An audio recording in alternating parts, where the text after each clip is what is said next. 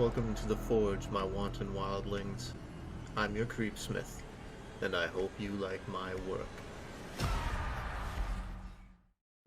People often tell you that they feel alone, or abandoned, or ignored. That their lives mean nothing to those around them, and that it doesn't matter if they live or die. What makes that feeling 1,000 times worse is when it's not just a feeling, but actually true. And worse still is tonight's terrifying tale, told by permission of the author, An Empty Prison, by Matt Dymersky. You can find this and other published works at mattdymersky.com. A single day added on to my sentence meant the difference between a normal jail and the unending nightmare of Pembina Prison. I was supposed to get 364 days. That was the deal. But the judge didn't like my attitude, whatever the hell that meant, so he made it 365. Boom. 1 year was the minimum for prison. My lawyer made a stink and a half, but it didn't do any good. It's not his fault. He's the one who's going to release this statement to the press or leak it online if the Guardian Corrections Group tries to get an injunction on us. People have to know what happened at Pembina Prison. I'm going to put it right out there and tell you that it was haunted. You think I'm joking or nuts or lying, but you have no idea. Haunted prisons aren't anything like you imagine. Those places that advertise themselves and give people tours are sick jokes compared to the real thing. It got so bad that you can actually look up GCG's official filings for Chapter 11. That shit put them out of business on their very first prison. And right there on the briefs, using an early statute of North Dakota law from 1857 to file an insurance claim. It says, site of Pembina Prison confirmed by Governor's Office and 2 notary publics witnessing in person to be afflicted by the supernatural such that continued business is impossible. It wasn't the first time the prison had been closed for that reason either. But leeches kept buying it and reopening it and hoping to make a buck off the common man. And I was shoved into that hellhole without knowing the history even a little bit. Don't get me wrong, the building itself wasn't so bad, especially for something right out of 1853. It was a big stone cube that was squat, heavy, and cramped, but it was way less sealed off than modern prisons. We could see a lot of the cells around us. There was only one main hallway per floor, but we were close enough to pass things between the bars and have some real human interaction. It could have been worse. There were 5 floors and capacity for 500 prisoners. When I got there, I had a bunch of cellmates, and I heard there were 2,000 guys locked up, and I believed it. But that soon changed.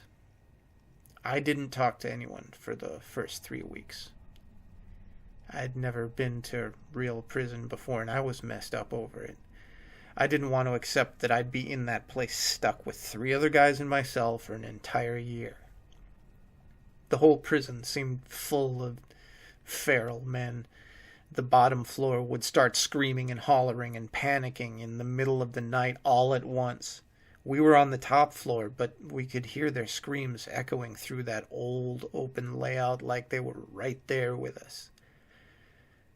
I just thought the prisoners on the bottom floor were all nuts until the guards weren't there to wake us up the first day of my 4th week. When I woke up in my corner without some asshole guard banging on the bars of our cell, I finally had to talk.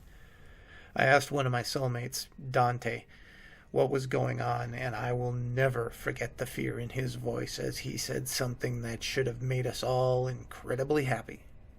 The guards are all gone, man. The prisoners were talking quietly between the cells and loudly between the floors through various whispers and shouts. But the most we could figure out was that something on the first floor had made them all quit in protest. I mean, sure, must have been the craziest screaming like that during the night, right? Except none of us could get any word from the bottom floor. It was dead silent down there. The guys on the second called out for hours.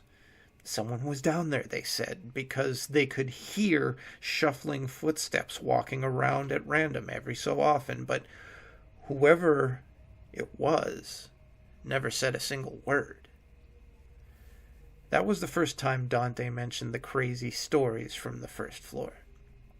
He muttered that he hoped none of it was true, but when I asked about it, he just shook his head. Nothing, man. None of it ever made sense. We were a little worried as the day wore on and nobody came to let us out for breakfast. And then nobody came to let us out for lunch. The time we usually got to spend outside in the yard came and went, and people began getting restless. In the cell to our left, Dante's friend Will began to tell guys to pass the word that we should all calm down and start sharing any food that we had holed away. I remember asking Dante, is it really that bad? They've denied meals and yard time for a day or two before, he told me. But the other two guys in our cell didn't look convinced. One of them said, but not like this. They made damn sure we knew what we did. They never just up and left. Someone handed us pieces of crusty old bread through the bars. It was much appreciated. The new guards didn't show up for work for another full day. We got plenty of yard time that day from these new guys, but they seemed more confused than us. We all watched from a distance as Will asked a guard about what had happened. The guard shrugged. I don't know. GCG was paying a premium for fast hires, so I signed up. What about the prisoners on the first floor? Will asked. We could still hear him shuffling around down there. We looked on the way out to the yard, but we couldn't see anybody. Huh? The guard frowned.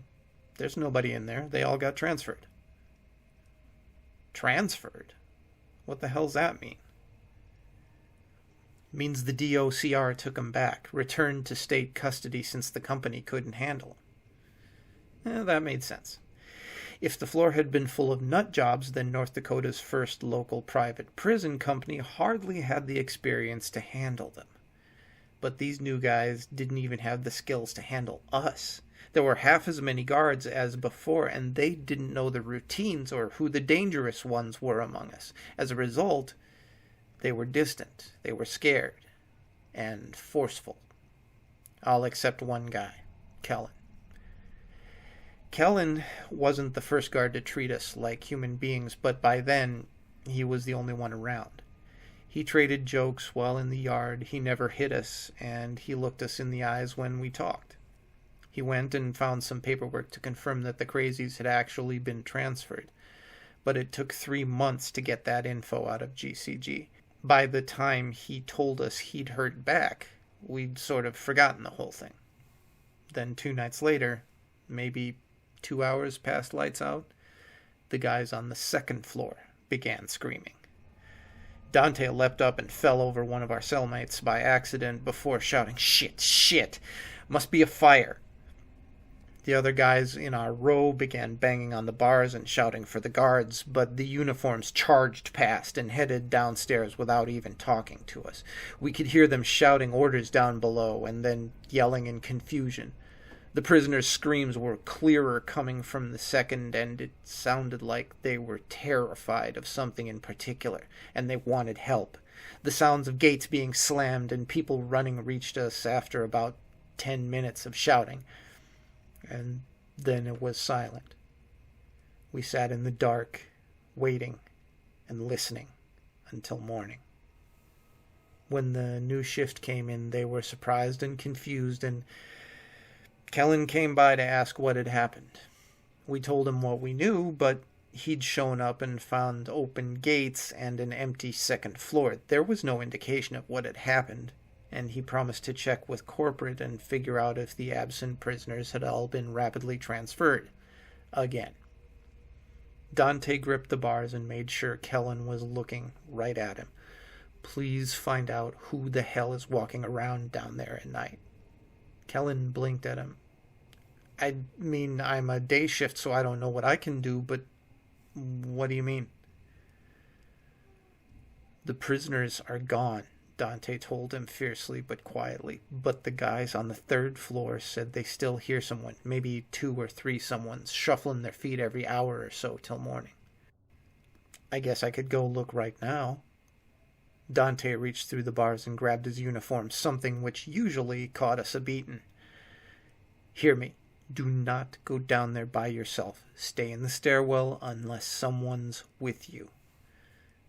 Kellen nodded fearfully. It looked like he finally understood how spooked we were. He waved off another guard and Dante let go. But nothing more came of it for a whole season. The night shift had quit and more guards got hired at an even higher rate of pay. Kellen and another uniform scoped out the first 2 floors, but they didn't find anything. Dante thought it was because they were looking down there during the day, but he wasn't about to ask our only friend to go risk himself. It was maybe 3 months later.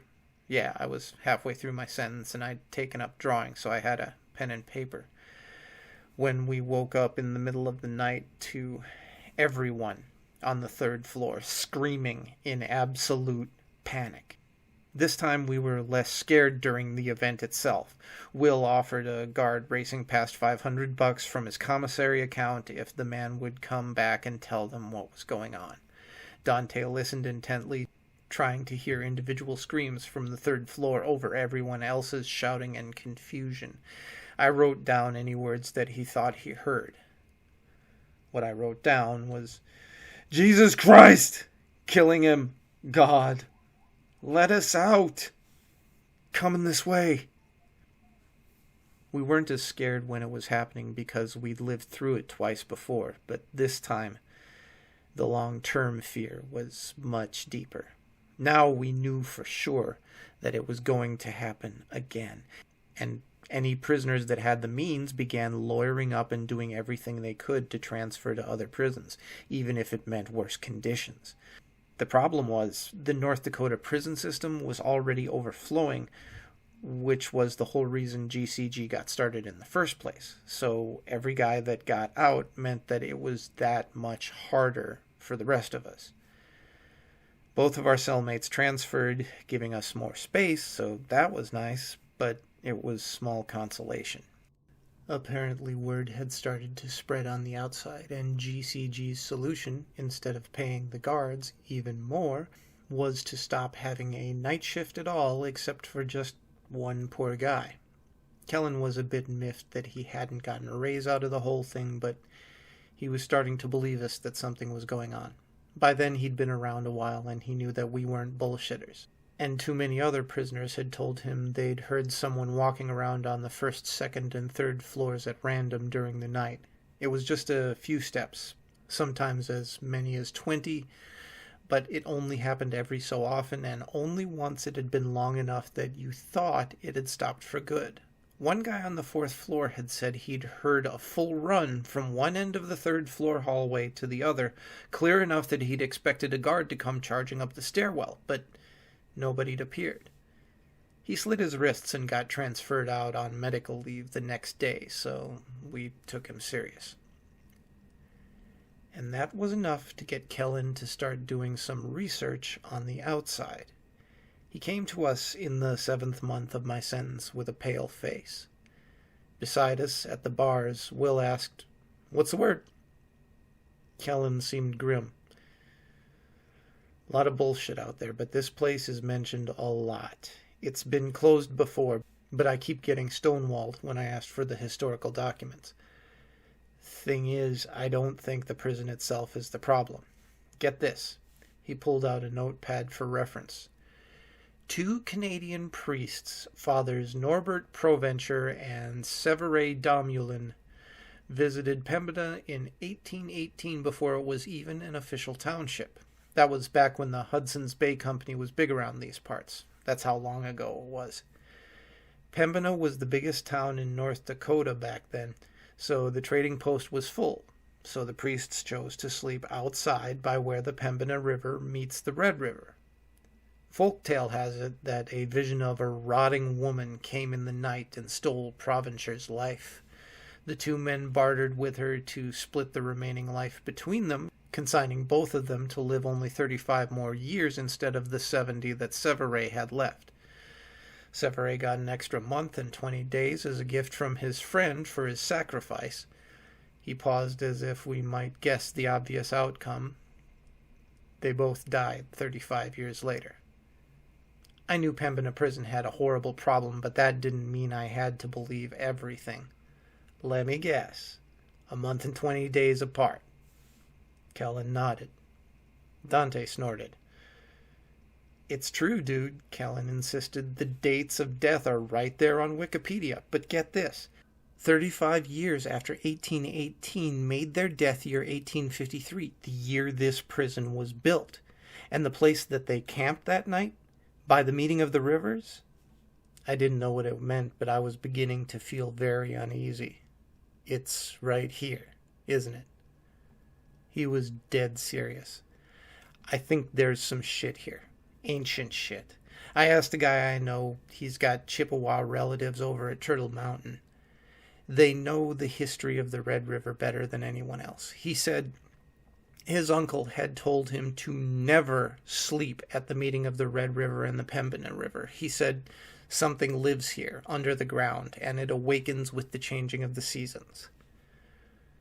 We were silent for a beat after that. It was folktale nonsense, but it was as good a theory as any. Whatever it was going to come back, and it wasn't friendly. We talked to Kellen for another few minutes, but Dante was silent. After Kell was gone, I asked him, "What's wrong?" He sat on one of the now unused bunks and told me, "I got another 5 years in here, and I got no money for a lawyer. Your sentence will be up before it reaches us, and I'll be here alone." "Will it?" There was no way to be sure. "It'll be back in 2 months for the 4th floor, and then 3 months after that, for us. I could get out a week before or a day too late. Doesn't seem to be exact." He just looked at the floor. "What I mean is, I do hope you get out before it comes." "Oh." I wasn't sure what else to say after that, so I just sat in my corner like I always did. It wasn't too much after that we heard GCG was going under. The mad rush of transfers had pissed off the state and lost the company a vital contract for a second location, and after that, investors had pulled out or something. The number of guards was cut, then slashed, and Kellen took a pay hit to stay on as the only guy left on the day shift. "There's only 2 prisoners left on the 4th floor," he told the 20 of us remaining as the general week we expected it to happen approached. "I feel like I should stay late just to see what the hell is going on down there. But the former guards I ask about it are all terrified as hell and they refuse to talk. Some got violent just 'cause I asked." "It's cool," Will told him. "You got a kid at home. Don't be here for it." 20 of us left on the 5th floor sat in our cells once night fell, praying and listening. On Monday night, nothing happened. 2 guys down below occasionally shouted up to us that everything was clear. On Tuesday night, nothing happened. The strain was growing, though, and we could sometimes hear them breathing rapidly down there. I could only imagine the adrenaline rushing through them every minute until dawn. On Wednesday night, nothing happened. Yet, something had changed in the air. The prison was much quieter now that 2,000 men had become 22, and I thought I could feel a subtle sort of heartbeat in the air, pounding against reality like it was a thin sheet of paper. "It's just your imagination," Dante whispered. None of us were willing to speak louder than that. On Thursday night, that heartbeat became a feeling of footsteps approaching from a great distance. "Guys," Will shouted from his cell. "You good down there?" "Still here," one responded from down below. but I can feel it. It's at the door. It's knocking." "What the hell's that supposed to mean?" But the man below didn't respond. Friday night, that was the night that it would happen. All day the two guys on the fourth floor pulled and clanged on their bars, begging to be let out. Kellen was torn. After 2 hours of listening to that pleading, he came up with an idea and transferred both of them up to our floor. "If nobody's on 4, he said happily, "then we'll all be safe, right?" Out loud, we agreed, but we were kidding ourselves. When the night guard showed up, he freaked and took the 2 men back down to their cells. He said out loud what the rest of us were all thinking. "If nobody's on 4, then it'll just come right up to 5 and get us all." What the hell was Kellen thinking? We had to listen to hours of sobbing that evening.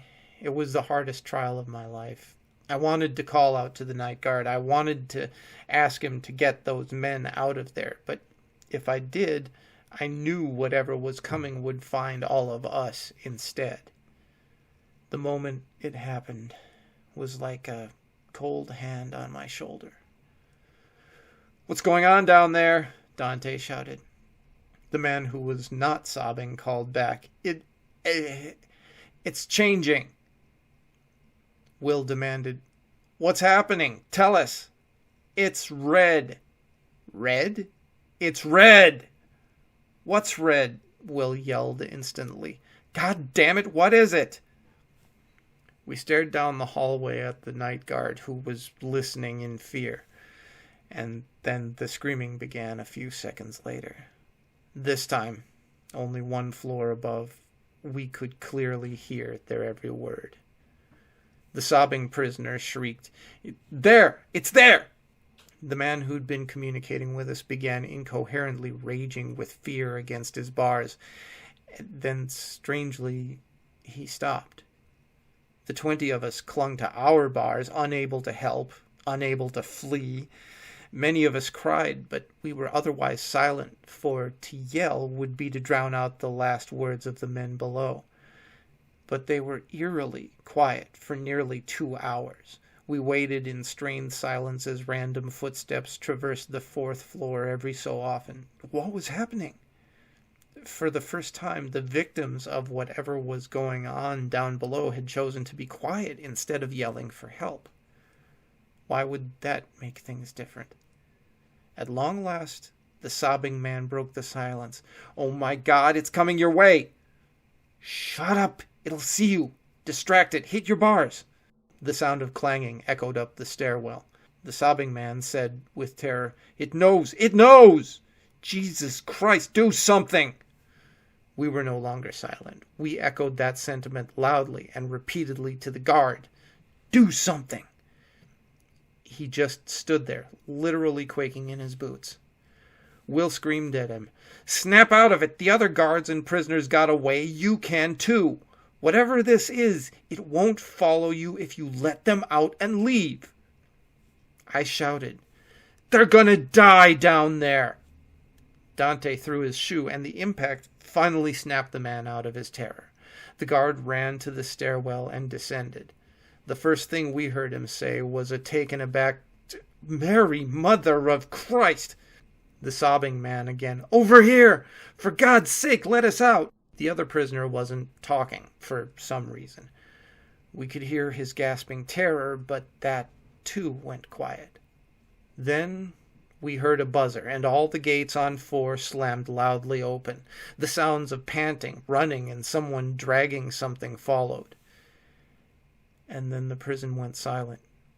And just like that, we were alone again. The formerly crowded prison now felt terrifyingly large and empty, with only 20 of us and no guards. That night, the unmistakable sound of footsteps echoed from down below.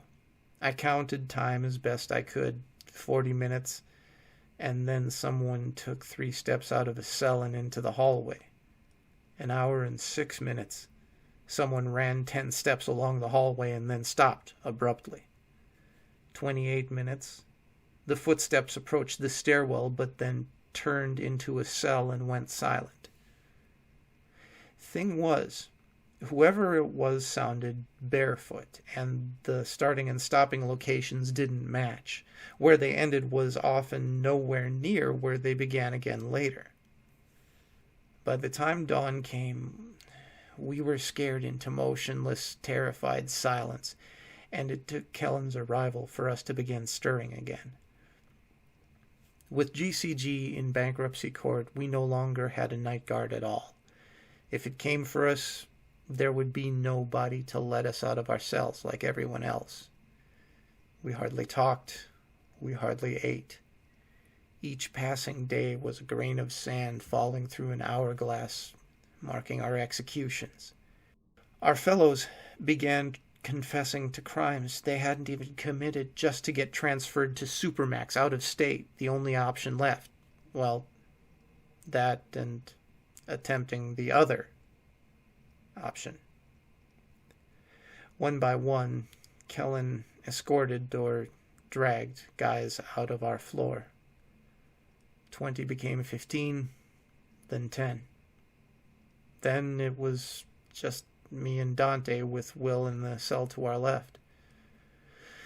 The three of us and Kellen, 4 men waiting for our doom. We sat playing card games in the week leading up to it. It would be 1 full year for me in that place, but I could swear I'd spent a lifetime in that cell. I couldn't think, couldn't remember life before, couldn't imagine surviving after. Every day I prayed for a transfer to come in, but North Dakota had gotten sick of our shit, and the judges had stopped hearing cases from Pembina Prison. They didn't know there were only 3 of us left. Nobody knew. We contacted the media, we phoned the governor's office, we made a ruckus. That was worse than nobody knowing. It turned out nobody cared. And, too, there was nobody higher up at GCG following the situation. Kellen couldn't get anybody on the phone. Payroll, meaning just his paycheck, was handled by a third-party disbursement company that couldn't answer questions about ongoing proceedings. And the week approached. On Monday night, nothing happened. We were like statues in our cells, alone, waiting for a sign of the executioner's approach. When dawn came, we sighed and began moving again. Dante asked, "You get out Friday?" I nodded. If things went like before, I would be released the day of. As long as I left before sundown, I'd be all right. On Tuesday night, nothing happened. 2 for 2, just one more. Just one more day. I sat through that darkness until... No. The feeling of the prison had changed around us. A subtle heartbeat seemed to pulse against our faces, in our ears, and our eyes. It had come a day earlier in the week than last time. That morning, Will patted my arm as we both leaned out of the bars. "I'm sorry, man." Dante just shook his head angrily. I wasn't going to get out in time. On Wednesday night, the heartbeat became the sound of distant footsteps approaching.